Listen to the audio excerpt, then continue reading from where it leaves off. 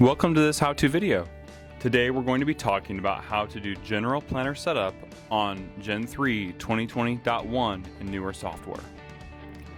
First of all, after you update your software, we're going to go to the setup button at the bottom right hand corner of the screen. After going into your setup button, press on the equipment tab on the right hand side. On your equipment tab, first of all, we have our general settings under our planner profile. This includes things like our planter make, number of rows, and row spacing. If you're using V-Drive or Delta Force on all rows, you will not need to use the SRM row assignment in the bottom left-hand corner. It's only necessary if you're using a sensing system on your planter.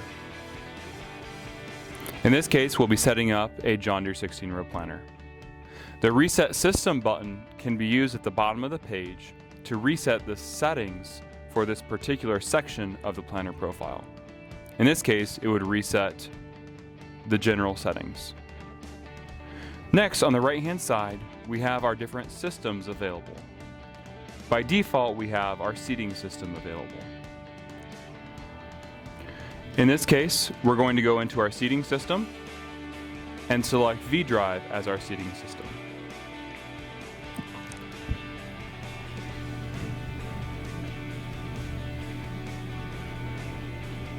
If you need to add additional seating systems, you can do so by adding system on the right hand side. Please watch additional how-to videos on how to do that. Next, for our setup, we're going to go back. And to complete our general settings, we're going to go into our Systems tab. Under our Systems tab, we have a few general settings we're going to cover in this video. First of all, we have our control sections at the top of the screen. We have two sections of that. We have our rate control sections and we have our swath sections. Our rate control sections can be used for different manual rates across the planter, whether that be seeding, liquid, or granular. In this case, we're going to go to our rate sections under rate section 1 and put all rows under rate section 1. The system can support up to 4 rate sections in rate sections 1 through 4. Next, at the bottom, we have our swath control. To enable it, press Control Style, and you have a couple options to select from. First of all, we have our single option, which allows us to have individual row swath control. We also have what's called dual ends. Dual ends will tie the outside rows together in the case where we're using something like WASP for GPS. Or you can tie them together in a custom fashion under the custom button. In this example, we're going to select our single option here. That completes our control sections in this setup. Next, under the general settings, we're also going to cover our vac sensor and lift switch. For our vac sensor, this is where we have to add hardware and tell the system where that hardware is located. In this case, we'll select Add Hardware at the bottom. Under our vac sensor section, we only have a vac sensor as an available hardware type. Next, we'll tell the system where or what rows do we have vac sensors plugged into. In this setup, we'll be adding one to row 1 and one to row 9. Once you're finished selecting your rows, press Done.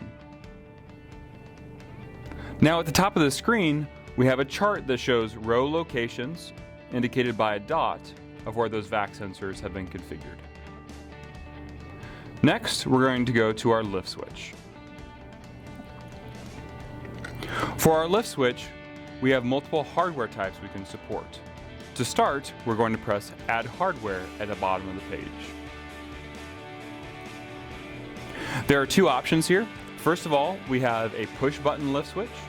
This would be an individual row or a row mounted push button lift switch that may be mounted on a row unit near the parallel arms. The second style is a frame mounted lift switch. This would be considered something like a rotary height sensor or a whisker switch. For a push button, we will start off with that and then go to a frame mounted switch. select the push button lift switch, and then tell the system which rows we've installed a push button lift switch on. Next, hit continue. The next setting will be where we need to tell the system if the lift switch or the push button is depressed while lifted or depressed while lowered. Most commonly, a lift switch will be depressed while lifted. In this case, you can change the depressed state here on the right by pressing depressed state and then changing it to depressed while lowered instead of depressed while lifted. Go to each individual switch by pressing the other row location and selecting the correct depressed state.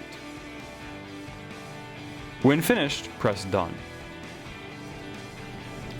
The chart at the top will now show the lift switch locations along with a summary. Next, for a rotary height or whisker switch, press Add Hardware and add a frame-mounted lift switch. A frame-mounted lift switch must be plugged into the PDM location.